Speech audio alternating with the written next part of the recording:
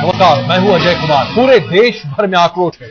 आक्रोश इस बात को लेकर कि कैसे दिल्ली में चलती बस में एक लड़की के साथ सामूहिक बलात्कार किया जाता है और उसके बाद कार्रवाई ना के बराबर होती है, और जब हो हल्ला मचता है तब कार्रवाई होती है, लेकिन जाहिर सी बात है बहुत देर हो चुकी होती है। देश के कोने कोने प्रदर्शन हो रहा है। इंडिया गेट में हजारों की संख्या में लोग विरोध करते हुए नजर आ रहे हैं। हर कोई की बस एक ही चिंता है, क्या इस देश में आज आजादी के 65 साल बाद भी महिलाएं महफूज नहीं है? और अगर नहीं है तो इसकी जिम्मेदारी किसकी बनती है? आइए आपको सीधे ले चलते हैं इंडिया गेट, जहां पर बहुत बड़े पैमाने पर प्रदर्शन हो रहा है। लोग यहां पर बड़े पैमाने पर आ रहे हैं।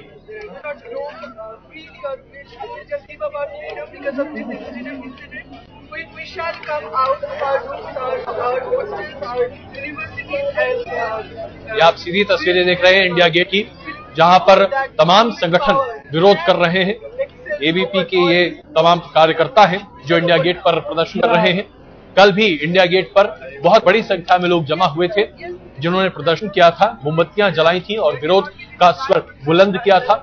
हर कोई ये जानता है, हर कोई ये मानता है कि दिल्ली में कानून व्यवस्था को लेकर लगातार सवाल उठते रहे हैं। सिर्फ दिल्ली की बात नहीं, पूरे देश भर में बलात्कार जैसे घिनौने दुष्कर्म के लिए शायद ही एक मजबूत कानून है। आमतौर पर सजा 7 साल से लेकर उम्र कैद तक की हो सकती है, लेकिन क्या यह सजा काफी है? ये बड़ा सवाल है। इस पर लगातार चर्चा हो रही है संसद में।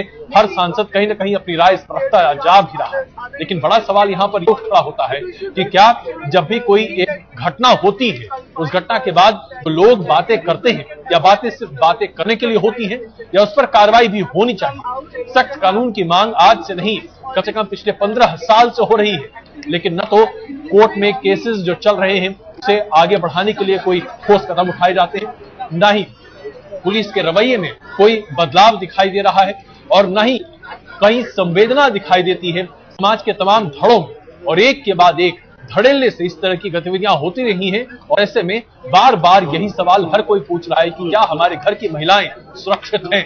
और अगर इस देश की आधी आबादी सुरक्षित नहीं है, अगर इस देश की आधी आबादी घर से बाहर निकलने में डरती है, तो क्या वाकई में हम आजाद हैं? ये सवाल आज न सिर्फ भारत सरकार के सामने है, बल्कि पूरे भारतीय समाज के सामने है कि क्या हम वाकई में आजाद हैं? और अगर हमें आजादी के इस बुनियादी हक का भी इस्तेमाल करने में डर लगे, तो शायद हमें यह सोचना होगा कि 65 साल पहले हमने वाकई में आजादी किन कीमतों और किन उसूलों पर हासिल की। ये तमाम आपको तस्वीरें हम दिन भर दिखाते रहे हैं। आज तक पर आप लगातार ये मुहिम भी देख रहे हैं, पूछता है आज तक। मेरा नाम जय साहा, यहाँ पे एबीवीपी अखिल भारतीय विद्यार्थी परिषद के तरफ से एक छोटे से एक आंदोलन को यहाँ पे उपस्थित कर रहे हैं आपके सामने। इसका कारण यही है कि आज हम यहाँ पे कैंडल लाइट मार्च निकाले हुए हैं। हम कोई नारेबाजी उस तरह के नहीं कर रहे हैं। इसका कारण यही है कि हमारी जो साथी आज वहाँ पे जिंदगी और मौत के बीच जूझ रही है, ये कोई पॉलिटिकल डेमोन्स्ट्रेशन नहीं हो रहा है। यहाँ पे हम उसके साथ संपूर्ण अपनी सहमर्मिता जताने की। और आइए अब आपको दिखाते हैं कि दिल्ली में चलती हुई बस में छात्रा के साथ गैंगरेप के वारदात के खिलाफ पूरे देश में जो गुस्सा है वो कैसा रहा। आज लगातार दूसरे दिन दिल्ली समेत देश के कई शहरों में इसके खिलाफ प्रदर्शन होता रहा। हल्ला बोल में आज हम इसी मसले पर चर्चा करने जा रहे हैं, लेकिन सबसे पहले हम आपको दिखाते हैं तमाम तस्वीरें जो पूरे देश में गुस्से का प्रकटीकरण है।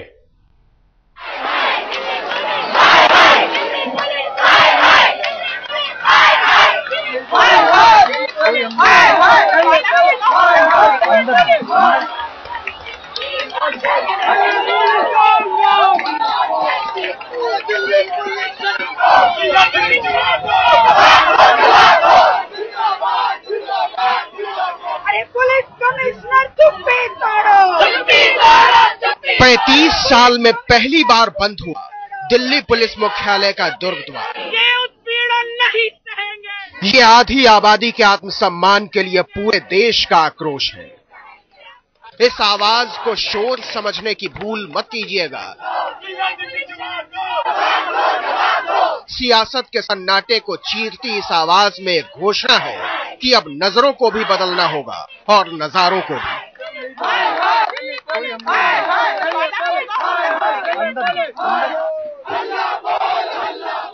इस आक्रोश को अंजाम का इंतजार नहीं है। जीत के जिद के साथ फूटा है यह आक्रोश बदलाव इसकी बुनियादी शर्त है। इस मुल्क की बेटियां गुस्से में हैं। ये दिल्ली की मुख्यमंत्री शीला दीक्षित के घर के सामने का दृश्य है। शहर के अलग अलग हिस्सों से लड़कियों का हुजूम पहुंचा था अपने हक का हिस्सा मांगने, लेकिन पुलिस ने इसे हिमाकत माना। शहर की आंखों का पानी मर चुका है और यहाँ इतना पानी, ये सवाल पूछने वालों पर कि हमारी जिंदगी बदन में सुराख करती नजरों की खैरात बनकर क्यों रह गई। शांतिपूर्वक जो प्रोटेस्ट किए जा रहे हैं उन पे वाटर कैनन चला रहे हैं। हम टेररिस्ट नहीं है, आपको ये मानना होगा ना, हम टेररिस्ट नहीं है। हम शांतिपूर्वक, आप बहुत बात करते हो कि हम लोग जाके जंगलों में माओइस्ट के ऊपर ये कर रहे हैं वो कर रहे हैं, बट हम तो बहुत डेमोक्रेसी में एक अर्बन एरियाज में रहने वाले स्टूडेंट्स हैं। आप इस तरह से कैसे कर सकते हैं? नहीं सहेंगे। इस समवेत स्वर में समाज की उधड़ी हुई सलवटों के लिए एक संदेश है कि अंजाम लिखने के लिए सड़कों पर उतर पड़ी है औरतें, और सुनना ही होगा सियासत के दुर्ग द्वार को आधी दुनिया की दस्तक। रोक लगाओ। उत्पीड़न पर रोक लगाओ। उनको तो आगे रिस्पॉन्सिबल होना चाहिए ना, अपनी बातें कहनी चाहिए, उनको भी बताना होगा कि ना हम क्या कर रहे हैं, क्योंकि हम लोग डेमोक्रेसी में जी रहे हैं ना। रिस्पॉन्सिबल है आप भी, हमको सवाल पूछ सकते हैं ना, लेकिन नहीं, आप सवाल नहीं पूछ रहे हैं, सवाल पूछने नहीं दे रहे हैं। बौछारें चलती रही, बेटियां बोलती रही, गूंजती रही ये आवाज सड़कों पर, संसद तक, समाज तक। एक मॉरल पुलिसिंग का पूरा ट्रैजेक्टरी गवर्नमेंट और ये दिल्ली गवर्नमेंट और इंडियन गवर्नमेंट ये पूरा दे रही है कि लड़कियों को बाहर नहीं निकलना चाहिए, इतने समय के बाद लड़कियों को इस तरह के कपड़े नहीं पहनने चाहिए। जैसे जैसे दिन चढ़ा, ये आवाज राजधानी की फिजाओं में बुलंद होती गई, खादी की दुनिया से लेकर खाकी की दुनिया तक। दिल्ली पुलिस मुख्यालय ने आपातकाल के बाद पहली बार ऐसा आक्रोश दिखा है। पहरेदारों की पलटन हैरान थी, हवा का रुख बदला हुआ था। यह आक्रोश अब अंजाम के रास्ते पर है। इस आवाज को बदला हुआ संसार चाहिए, बदला हुआ समाज, बदली हुई सियासत, बदली हुई नजरें और बदले हुए नियम। आप ही बताइए, क्या ज्यादा मांग रही हैं हिंदुस्तान की बेटियां? आज तक ब्यूरो। एक लड़की जो अपनी जिंदगी की लड़ाई लड़ रही है अस्पताल में, जिसका जज्बा यह है कि वापस वो जिंदगी में लौटकर उन तमाम लोगों को सजा दिलवाना चाहती है जिसने उसके साथ दुर्व्यवहार किया। दूसरी तरफ लोग इसके बारे में विरोध प्रदर्शन कर रहे हैं, लेकिन इस प्रदर्शन पर रोक लगाने की कोशिश हो रही है। हल्ला बोल में आज हमारे साथ मौजूद हैं 3 विशेष मेहमान। हमारे साथ टी आर कक्कड़ जी मौजूद हैं, पूर्व पुलिस कमिश्नर जया जेटली जी हमारे साथ मौजूद हैं, और शायना इंद्र हमारे साथ मौजूद हैं। कक्कड़ साहब, छोटा सा जवाब इस सवाल का। दिल्ली पुलिस संवेदनहीन है, इस बारे में लगातार चर्चाएं होती नहीं है, लेकिन महिलाओं के प्रति हुए अपराध को लेकर दिल्ली पुलिस क्या वाकई में कभी संजीदा हो सकती है? अगर आप इस घटना की बात करना चाहते हैं जी, तो इस घटना को दिल्ली पुलिस क्या कोई भी पुलिस रोक नहीं सकती थी। आप दिल्ली पुलिस ने जो अभी किया है, काम किया है, जो कि 24 घंटे में 10 को आइडेंटिफाई किया, उनको पकड़ा है, इसके लिए उनकी पीठ थपथपानी चाहिए आपको। ये तो नहीं है कि आप पुलिस, इसमें अब मुझे कोई भी बता दे कि पुलिस क्या कर सकती थी इसको प्रिवेंट करने के लिए। समाज दोषी है, हम सब दोषी हैं इसके लिए, लेकिन केवल पुलिस को ही हर वक्त उसी को रिस्पॉन्सिबल रखना ये उचित नहीं है। कक्कड़ साहब माफ कीजिएगा, मैं आपको बीच में रोकना चाहूंगा। सिर्फ एक बात हम जानना चाहेंगे, हमारे सहयोगी परसों रात में दिल्ली की सड़कों पर निकले और कहीं पर भी पुलिस पिकेटिंग नहीं दिखी, कहीं पर भी पुलिस वाले अपना काम करते हुए नहीं दिखे। ऐसे में कहीं ना कहीं सवाल ये उठता है कि जिस शहर में आमतौर पर माना जाता है कि महिलाएं सुरक्षित नहीं है, वहां पर अगर पुलिस अपनी बुनियादी पुलिसिंग नहीं कर रही तो फिर हम क्या उम्मीद कर सकते हैं? ये आपकी ऑब्जर्वेशन हो सकती है, लेकिन इतनी पुलिस कंट्रोल रूम की गाड़ियां हैं, इतनी पिकेट्स लगी होती हैं। मैं जब रात को कहीं आ रहा होता हूं वापस, तो मुझे कम से कम सेंट्रल दिल्ली से यहां आनंद विहार पहुंचने के लिए 3-4 पिकेट से गुजरना पड़ता है। तो ये कहना कहां तक ठीक है, ये तो आपने शायद नहीं देखा होगा, लेकिन पिकेटिंग हो रही है। मैं ये सिर्फ इस इंसिडेंट की बात कर रहा हूं। ये इंसिडेंट प्रिवेंट नहीं हो सकता था, क्योंकि ये बस जो है वो रूटीन बस नहीं है, चार्टर्ड बस है, उसमें व्यक्ति चढ़ जाते हैं जी सोच के कि हम घर पहुंच जाएंगे, नहीं हुआ है। और लेकिन पुलिस ने अपना काम किया। अब यह है कि कचहरियों ने काम करना है और जो हमारे पार्लियामेंट आप जो बात कह रहे हैं जुडिशियल प्रोसेस की, उस जुडिशियल प्रोसेस पर भी हम चर्चा करेंगे। जया जी, हम यहां पर एक छोटा सा जवाब आपसे जानना चाहेंगे। राजनीतिक विरोध अलग बात है, लेकिन जिस तरीके से विरोध हो रहा है, क्या इस विरोध को आप गलत मानेंगे? विरोध तो बहुत जरूरी है, चाहे राजनीतिक हो, चाहे आम जनता या जो स्टूडेंट्स खड़े हैं। विरोध किसी तरह से प्रकट जब तक नहीं होता तो फिर सरकार के ऊपर दबाव भी नहीं आता। आज के दिन आरोप लगा रहे हैं एक दूसरे के ऊपर, फुटबॉल की तरह पुलिस कह रहे हैं बस ड्राइवर कह रहे हैं कुछ और बात यह है कि पुलिस और सारी अर्थव्यवस्था और सरकार के अंदर एक सोच में इतनी सड़ान आ गई है कि जब तक कोई घटना इस सीमा तक नहीं पहुंचती तब तक कोई कुछ सोचता भी नहीं है। कितनी बार लोगों ने बताया है कि यहाँ बत्ती नहीं है, यहाँ सड़क गंदा है, यहाँ पेवमेंट टूटा है। लोग नहीं समझते हैं कि नागरिक को कोई भी परेशानी है, वो अपना ही जिंदगी में रह रहे हैं। और मैं जितना भी आप टक्कर साहब कह रहे थे, लेकिन पुलिस को तब दिखाई देता है जब कोई वीआईपी जा रहा हो। बिल्कुल यही बात हम जानना चाहते हैं। हम इससे पहले कि एक ब्रेक लें, साइना जी, एक छोटा सा जवाब हम आपसे जानना चाहेंगे। आप क्या मानती हैं कि मुंबई वाकई में सुरक्षित है? हालांकि मुंबई पुलिस कमिश्नर ने आश्वासन दिया है कि महिलाएं बिल्कुल सुरक्षित है मुंबई में, लेकिन क्या आप जब सड़कों पर निकलती हैं तो अपने आप को वाकई में सुरक्षित महसूस करती हैं? देखिए, मैं आपके सामने इतने सारे उदाहरण पेश कर सकती हूँ, शायद वक्त कम हो जाए। डोंबिवली का केस हो, कीनन रूबिन का केस हो, जहां बीट कांस्टेबल तक नहीं था, 15 मिनट तक 100 नंबर चलाते चलाते उनकी हालत ये हो गई कि उनको कोई समाधान नहीं था। मैं नहीं बोल रही हूं कि ये पर्टिकुलर केस के बारे में बात कीजिए, लेकिन जब हम मानसिकता की बात करते हैं तो पुलिस की भी मानसिकता, क्या वो संवेदनशील है महिलाओं के प्रति? जब कोई महिला जाती है एफआईआर दर्ज करने, क्या ये सवाल नहीं उठता है कि आप क्या पहने थे, आप क्या कर रहे थे, आपने क्या किया? ऐसे मुझे लगता है कि कहीं ना कहीं इंट्रोस्पेक्शन करने की आवश्यकता है। जी बिल्कुल। आपने जो मुद्दा उठाया है साइना जी, माफ कीजिएगा मैं आपको बीच में रोक रहा हूं। आपने जो मुद्दा उठाया है, यही मुद्दा वाकई में है जिसे लेकर हर कोई आज सड़क पर है। पूरे देश में आज इस बात को लेकर आक्रोश है कि आखिरकार इस देश की आधी आबादी क्यों हमारे देश में अपने आप को इतनी असुरक्षित महसूस करती है। और हल्ला बोल में आज हम इसी मुद्दे पर चर्चा कर रहे हैं, जब पूरे देश भर में आक्रोश और जनता का गुस्सा सड़कों पर फूट पड़ा है। हम आपको जगह जगह की तस्वीरें दिखा रहे हैं। कक्कड़ साहब हमारे साथ मौजूद हैं, जया जेटली जी हमारे साथ हैं, साइना एनसी हैं और इस वक्त अलका लांबा भी हमारे साथ जुड़ रही हैं। अलका जी, हम आपसे एक छोटा सा जवाब इस बारे में जानना चाहेंगे। हम लगातार इस पर चर्चा कर रहे हैं कि संवेदनहीनता कहीं ना कहीं पुलिस की कार्रवाई में दिखाई दे रही है, लेकिन एक बड़ा मसला जिस पर हम आपकी टिप्पणी भी जानना चाहेंगे, जो हम कक्कड़ साहब से भी पूछेंगे, सवाल यह कि जब दिल्ली में हाई कोर्ट, सुप्रीम कोर्ट के ऑर्डर के बाद कहा गया कि गाड़ियों में काले रंग के फिल्म्स नहीं लगेंगे, बसों पर इस तरह की फिल्म लगती है, क्या यह कानून के रखवालों को दिखाई नहीं देता? नहीं, बिल्कुल उन्हें दिखाई नहीं देता, क्योंकि साफ कह रही उनको हरे हरे नोट दिखते हैं। उन्हें मालूम है ये जो लोग हैं ये क्यों पुलिस की नजर से बचते हैं, ये खुद अपनी मर्जी से नहीं छोड़ रही। ये हरे नोट हैं जो इन्हें दिखते हैं, मैं आज सब कहूंगी, सबको मालूम है, मैं कोई नई बात नहीं कर रही हूं। ये सिर्फ हरे नोट है जो इन्हें दिखते हैं, इन्हें काले शीशे जो है वो इसलिए नहीं दिख रहे हैं। और मैं कहूंगी अभी जागना होगा, अब बहुत हो चुका है। और ये जो अब इनको समझ आ रहा है कि काले शीशे क्यों थे बस में, ये पहले क्यों नहीं समझ आया? आपको नहीं लगता बहुत बड़ी कीमत हमें चुकानी पड़ रही है ये समझाने के लिए इन्हें, उस लड़की को खास तौर से? बिल्कुल, एक बड़ी कीमत। कक्कड़ साहब इस वक्त हमारे साथ है। कक्कड़ साहब, हालांकि आप अभी कार्यरत नहीं है पुलिस फोर्स में, लेकिन हम आपसे समझना चाहेंगे, बताइए ना, आखिरकार क्या मानसिकता है ये कि कोर्ट आदेश दे कि गाड़ियों में काले रंग की फिल्म ना लगे और उसके बाद भी बस में काले रंग की फिल्म लगी हो और कोई कार्रवाई नहीं होती है? आपको लगता नहीं है कि कहीं ना कहीं एक माइंडसेट है पुलिस में, चलो चलता है, बाद में देखेंगे, कोई मसला होगा तो देख लेंगे?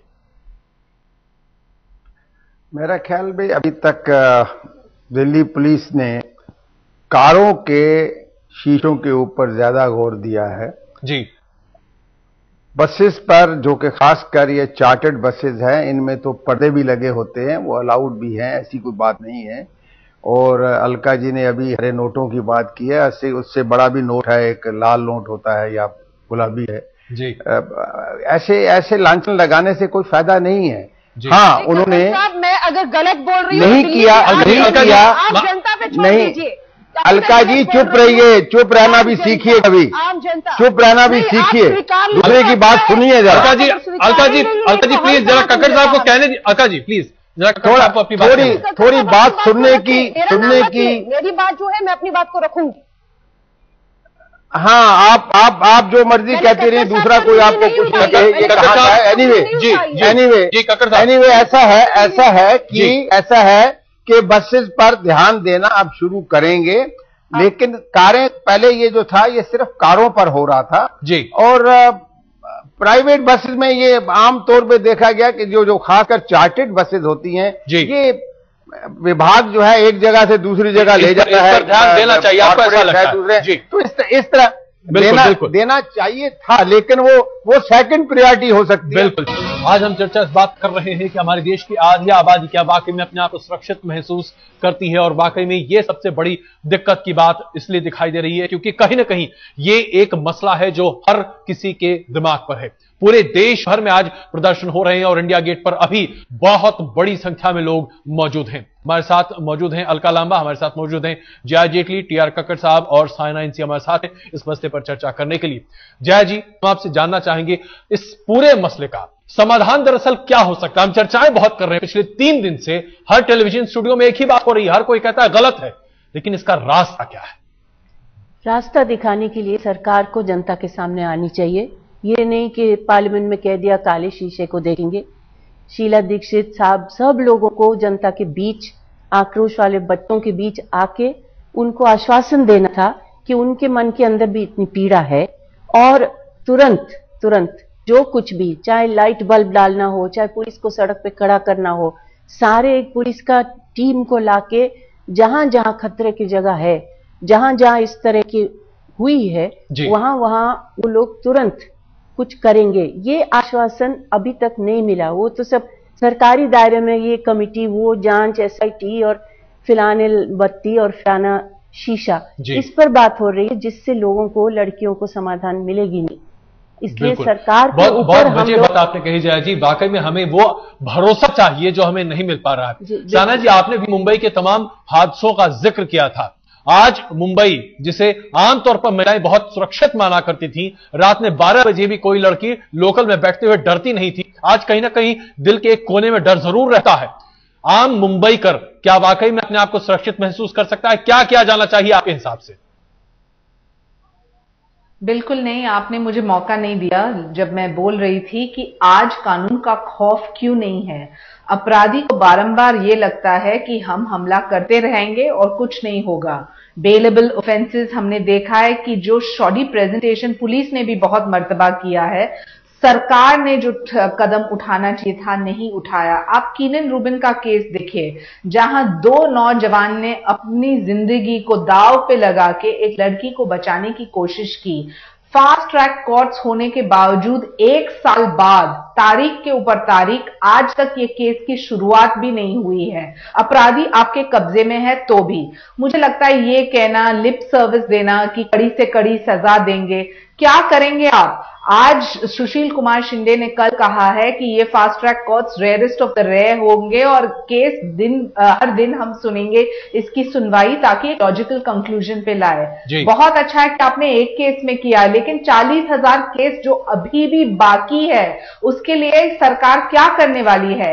जिस प्रदेश में राजनीतिक इच्छा शक्ति नहीं, वहां प्रशासन कमजोर है, वहां पुलिस कमजोर है, और ये बार बार कहना कि ये मानसिकता और समाज में चर्चा करने की आवश्यकता है, बहुत चर्चा हो चुकी है।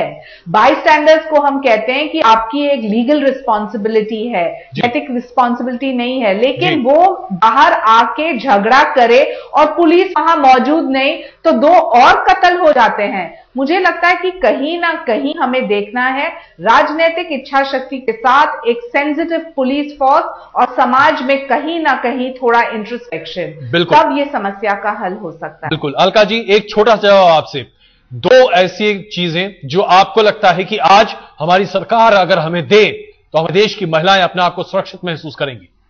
नहीं, देखिए, सरकार से बिल्कुल देना सरकार को ही है, लेकिन थोड़ा सा मुझे लगा जब महिला सांसद जिनसे बाहर बैठी महिलाएं हमारी जैसी उम्मीद कर रही थी कि जो सांसद महिलाएं अंदर है वो हमें ये कानून, सख्त कानून, फांसी का कानून लाकर देंगी, और वो खुद तख्ती लेकर बैठी हुई थी। तो मेरी बहुत सी महिला बहनें जो आज लड़कियां इंडिया गेट पे मेरे साथ थी वो कंफ्यूज हो गई कि हम अब किससे मांगे। और मैं आपको कह रही हूं, कल 20 तारीख को पार्लियामेंट बंद हो रहा है। जिस सरकार की आप बातें कर रहे हैं, पार्लियामेंट बंद हो जाएगा, शायद राजनीतिक चर्चा जो है पार्लियामेंट में भी बंद हो जाएगा उसके साथ। कल गुजरात का और हिमाचल का चुनाव जो है शायद हो सकता है सुर्खियां बन जाए। और मैं आपको ये कह रही हूं, हर लड़की को कह रही हूं, ये काला रिबन मैं आपसे कह रही हूं, ब्लैक रिबन एक्सप्रेस जो है हम लोग चला रहे हैं, मैं इसको तब तक अपने हाथ से नहीं उतारूंगी जब तक उस लड़की को न्याय नहीं मिल जाता, जब तक फांसी का कानून ये पार्लियामेंट पास नहीं कर देती, जब तक ये महिलाएं सुरक्षित नहीं हो जाती है। और आपने कहा दो बातें, मैं ये कहूंगी, हम किसी को ब्लेम नहीं कर रहे, क्योंकि यही हैं जिनसे हमें लेना है, और इन्हीं पर उंगली उठाकर हम नहीं ले पाएंगे। लेकिन आज मुझे है यकीन कि सरकार क्या कह रही है, मैं नहीं कह रही हूं, आज पुलिस कितनी गंभीर होगी नहीं, आज जो लड़कियां उनका साथ देने के लिए सड़कों पर उतरे, उन्होंने मेरी उम्मीद जरूर जगाई है कि ये अंतिम नहीं था जो घटना थी, पहली घटना नहीं थी दिल्ली और देश की, पर यह अंतिम घटना जरूर होने जा रही है, ये मुझे यकीन है। अभी भी मेरे पीछे मैं राष्ट्रपति भवन के पास बैठी हूँ, बहुत सा जो है लोग जो है वो पूरे राष्ट्रपति भवन के गेट तक पहुंच चुके हैं। तो मुझे लगता है अब दिल्ली को रुकना होगा जब तक सुरक्षित महिलाओं को नहीं दे पाएंगे। आधी आबादी का प्रश्न है। कक्कड़ साहब, हम आपसे अब समझना चाहेंगे, आप तमाम भावनाओं को सुन रहे हैं, आप पुलिस को एक तरह से चला चुके हैं, संचालित कर चुके हैं, बताइए ना आखिरकार क्या किया जाए। आप जुडिशियल प्रोसेस की बात करते हैं, फास्ट ट्रैक कोर्ट की बात करते हैं, कानून के पालन की बात करते हैं, समाज की बात करते हैं, लेकिन ऐसे 3 कदम अगर आप हमें बता सकें जिसके जरिए हम लोगों को सुरक्षित महसूस करा सकें, क्या सुझाव है आपका? देखिए, जो आज देश में हो रहा है बिल्कुल जायज है, और जो घटना घटी है इसकी निंदा जितनी भी की जाए कम है। अब प्रश्न ये उठता है कि हम क्या करें। क्या सबसे पहले मैं ये चाहता हूं कि मोलेस्टेशन और रेप जैसे अपराधों के लिए कुछ ऐसा कानून इमीडिएटली बनना चाहिए, बगैर कि इसमें बेल नहीं होनी चाहिए आदमी की, एक तो सबसे पहले। और दूसरा, एक समय निर्धारित करिए आप हर केस में, इस केस में नहीं, हर केस में, ऐसे केस में कि पुलिस जो है वो 30 दिन के अंदर अंदर चार्जशीट डालेगी, अगर नहीं डाल सकती है तो कोर्ट से परमिशन लेगी आगे की, और अगर एक बार चार्जशीट आ जाती है जी तो कोर्ट 60 दिन के अंदर जी उसका निर्णय ले ले, जो भी निर्णय लेना है जी। और इसके आगे अगर वो अपील में जाते हैं लोअर कोर्ट से हाई कोर्ट और सुप्रीम कोर्ट, जी जाए, जरूर जाए, उनका अधिकार है उनका, लेकिन उसमें भी उनको बेल नहीं मिलनी चाहिए, they should stay in jail. बहुत बहुत महत्वपूर्ण मुद्दा है कक्कड़ साहब, माफ कीजिएगा मुझे आपको बीच में रोकना पड़ रहा है, आपके 2 और मुद्दे हम उस पर चर्चा करेंगे। अब दरअसल हम आपको ले चल रहे हैं इंडिया गेट, जहां हमारे सहयोगी कपिल ने वहां पर लोगों से जरा बातचीत की है, जबरदस्त वहां पर प्रदर्शन चल रहा है, बहुत बड़ी संख्या में लोग वहां पर मौजूद हैं। आइए सीधे ले चलते हैं आपको इंडिया गेट। गैंगरेप की भीभत्स घटना के बाद पूरी दिल्ली नहीं देश भर में विरोध के स्वर उठ रहे हैं, और जो भी आरोपी हैं उनको सजा देने की मांग की जा रही है। इस तरह की घटनाओं पर लगाम लगाने की मांग की जा रही है, और उसी विरोध का एक तरीका यहाँ पर ये युवा अपना रहे हैं, जो नुक्कड़ नाटक के जरिए इंडिया गेट पर पूरा जो माहौल है उसको बताने की कोशिश कर रहे हैं कि क्यों इस तरह की घटनाएं होती हैं और क्यों सरकार उन पर रोक नहीं लगा पा रही है, और क्या खामियां हमारे सिस्टम में हैं जो महिलाओं पर इस तरह की जो अत्याचार हो रहे हैं उसको रोक नहीं पा रहे हैं। ये जो युवा हैं उनका गुस्सा इस नाटक के जरिए, इस नुक्कड़ नाटक के जरिए यहाँ पर सामने आ रहा है, और पूरा जो क्या क्या जब महिला एक सड़क पर निकलती है तो उसको मुसीबतों का सामना करना पड़ता है, जो परिस्थितियां, जो स्थितियां, जो हालात उसके सामने होते हैं, वो इस नुक्कड़ नाटक के जरिए बयां करने की कोशिश ये युवा कर रहे हैं। आप भी सुनिए। नंगा कर देते हैं, उसके कपड़े उतार देते हैं, फिर कहते हैं देखा ही तो है, सीटी बजाते हैं, गाना गाते हैं, उसके बाद पूछते हैं हमने कौन सा अपराध कर दिया। तो ये जो तरीका है, आपने डायलॉग के जरिए लोगों को सेंसिटाइज करने की कोशिश कर रहे हैं कि एक महिला जब सड़क पर निकलती है तो उसको भी सुरक्षा के साथ चलने का अधिकार है और वो दिल्ली की सड़कों पर सुरक्षित नहीं है, उसको सुरक्षा चाहिए। और जब तक सरकार और जो आम लोग हैं वो सेंसिटिव नहीं होंगे, संवेदनशील नहीं होंगे, तब तक इस तरह की घटनाओं पर रोक नहीं लगेगी। यही बताने की कोशिश ये युवा यहाँ पर कर रहे हैं। कैमरामैन रितेश मिश्रा के साथ कपिल शर्मा, दिल्ली आज तक।